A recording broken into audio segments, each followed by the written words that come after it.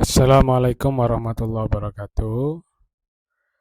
Bapak Ibu yang terhormat, pada kesempatan kali ini saya akan menjelaskan langkah apa saja yang harus disiapkan oleh guru sebelum praktik kinerja atau observasi pembelajaran oleh kepala sekolah. Nah, sesuai jadwal di pengelolaan kinerja, bulan Februari adalah bulan persiapan ya. Setelah kita pada Januari itu melakukan perencanaan, maka pada bulan Februari ini adalah kita persiapan, karena nanti kita akan melaksanakan yang namanya praktik kinerja atau observasi pembelajaran, observasi kelas ya, oleh nanti kepala sekolah. Sehingga ada beberapa hal yang harus disiapkan. Apalagi ini tentu hal yang baru dengan mengintegrasikan di aplikasi PMM.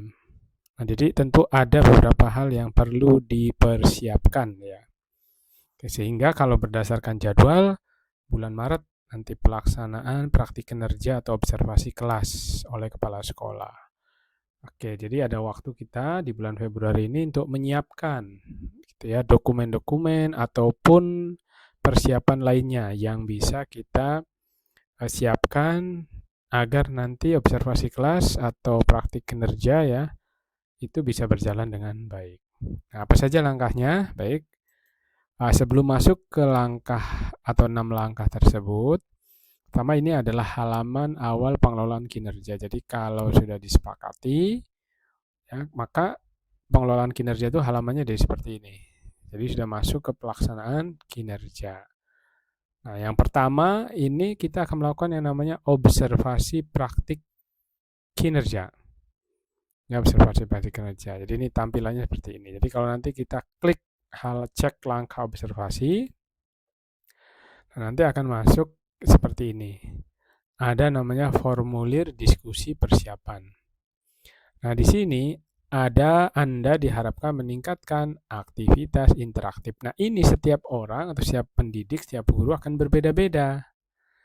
Tergantung apa yang ia pilih pada saat perencanaan di bulan Januari. Jadi ada 8 indikator praktik kinerja itu. Dari 8 indikator ini kita diminta memilih salah satu atau melihat dari rekomendasi. Karena indikator itu diambil dari data ya, dari data rapor pendidikan. Sehingga nanti di situ ada yang merah, kuning, hijau gitu ya. Mungkin kita direkomendasikan misalkan ada satuan pendidikan kita yang mungkin indikatornya merah, maka ya tentu itu yang direkomendasikan untuk diambil. Jadi sekali lagi bahwa kalau di layar saya ini aktivitas interaktif, ya di Bapak Ibu belum tentu ini. Tergantung apa yang Bapak Ibu pilih di tahap perencanaan. Ya.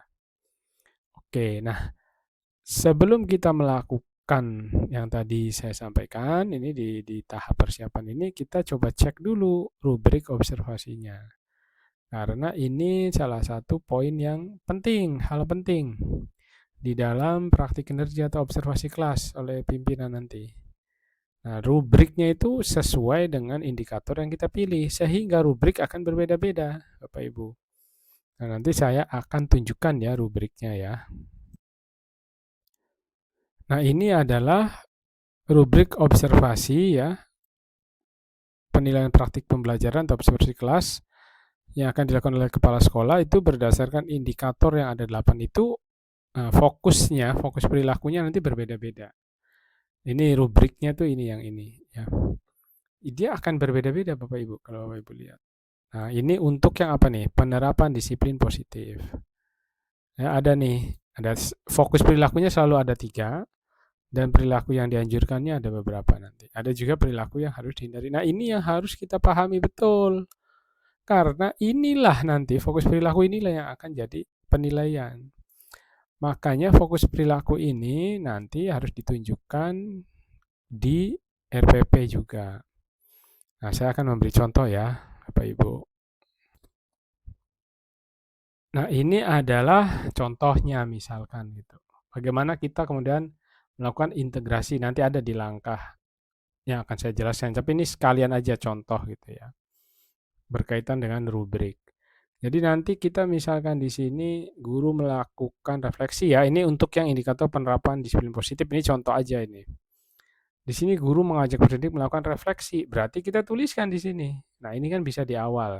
Ini kita cek nih. Ini tuh pasnya di pertemuan awal. Jadi kita masukkan di sini.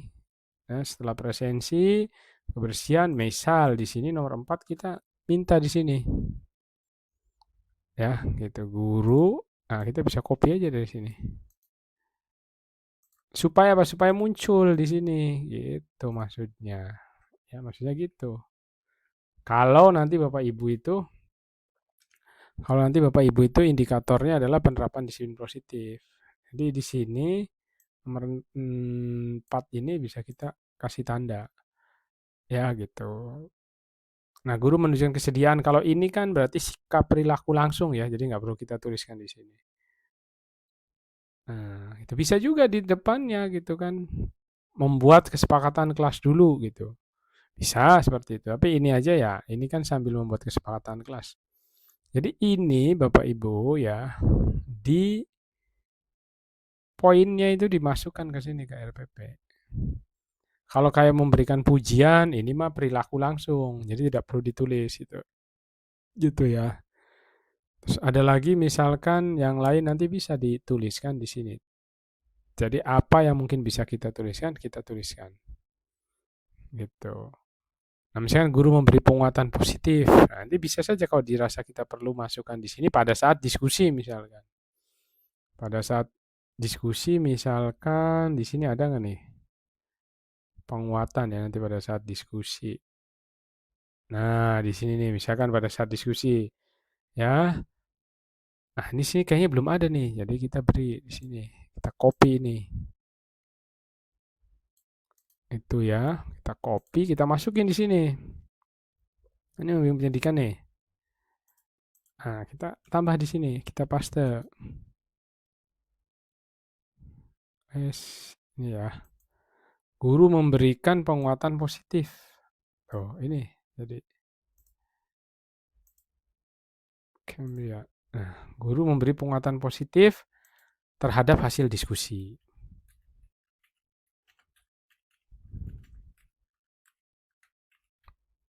Ya, itu jadi. Nah, ini udah masuk ya. Jadi ini dia dimasukkan ke dalam RPP.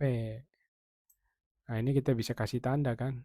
Nah, jadi ada tuh yang indikator-indikator yang di sini atau fokus-fokus perilaku di sini kita masukkan ke sini. Disesuaikan. Gitu ya. Oke, jadi Bapak Ibu sekali lagi ya, caranya seperti itu. Jadi diobservasi dulu rubriknya. Nah, habis itu kita cek gitu. Nah, ini ya rubrik yang tadi saya contohkan itu ini. Jadi memahami fokus perilaku yang ada pada rubrik langkah pertama itu. Kita pahami dulu tuh. Apa sih sebenarnya? Kayak tadi saya contohkan. Oh, ini berarti bisa dimasukkan ke kegiatan awal. Oh, ini bisa dimasukkan ke kegiatan diskusi. Jadi tuh kita lihat fokus perilaku sesuai indikator yang kita pilih tadi. Nah, untuk apa nantinya? Nah, untuk kita coba masukkan ke dalam modul ajar. Atau kita tunjukkan pada saat kita pembelajaran. Ya, ini rubriknya ada 8 ya. Sesuai dengan indikator. Tapi nanti yang jadi fokus adalah yang menjadi pilihan yang menjadi indikator pilihan kita saja. Jadi tidak perlu 8-8-nya ini kita perhatikan semua kira-kira seperti itu. Nah, ya ini contoh saja ya Bapak Ibu tadi contoh ya mengintegrasikan fokus perilaku ke dalam modul ajar. Nah, itu tadi seperti yang dicontohkan ya.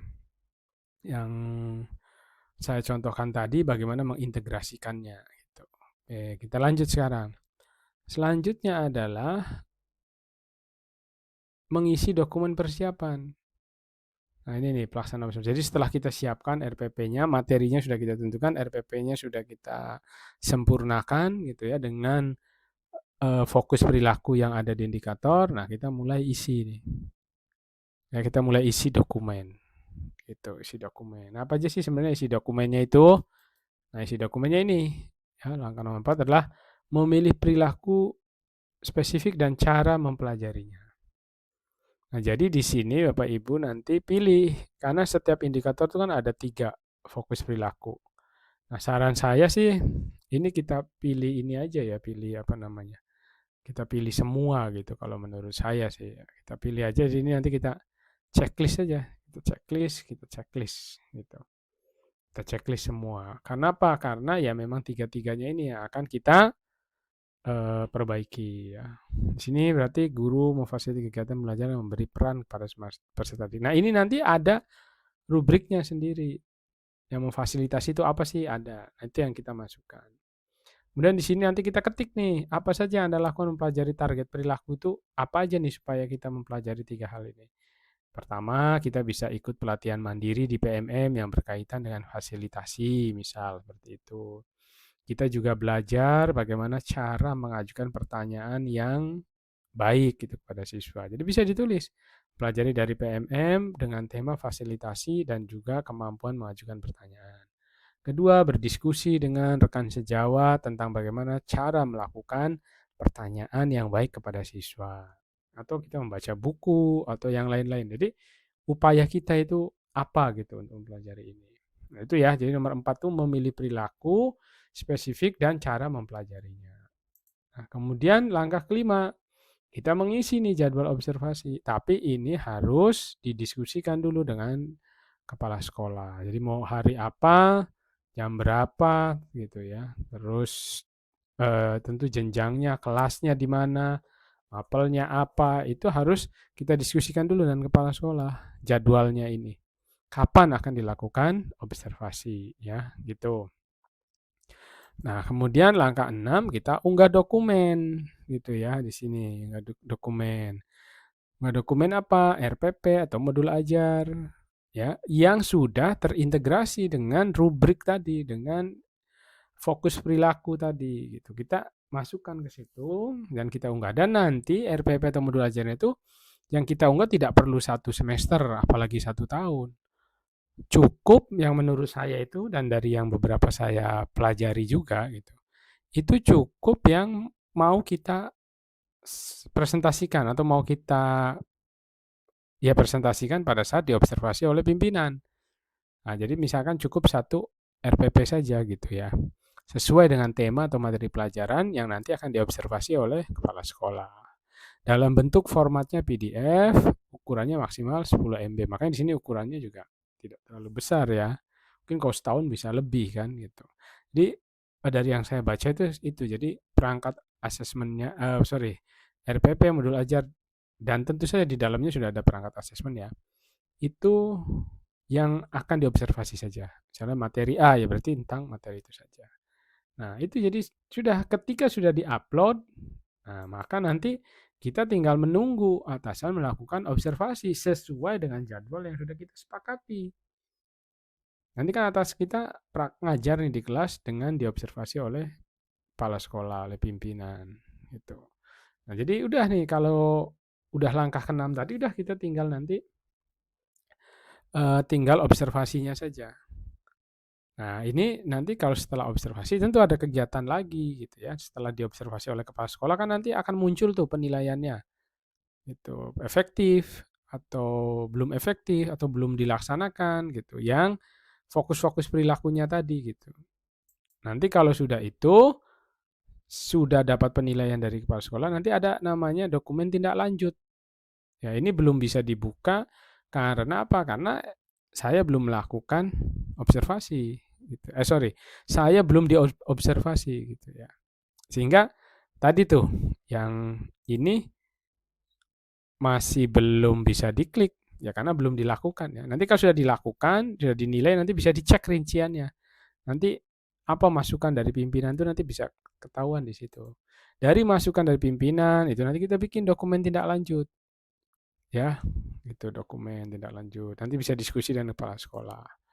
Nah, nanti setelah mengisi dokumen tindak lanjut, lakukan tindak lanjut itu.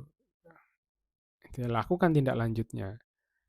Nah, nanti di sini tentu belum bisa ditunjukkan terlebih dahulu ya. Mungkin nanti kalau sudah observasi saya akan tunjukkan juga. Kalau saya sudah diobservasi ya. Nah, setelah melakukan tindak lanjut, nah baru mengisi dokumen refleksi.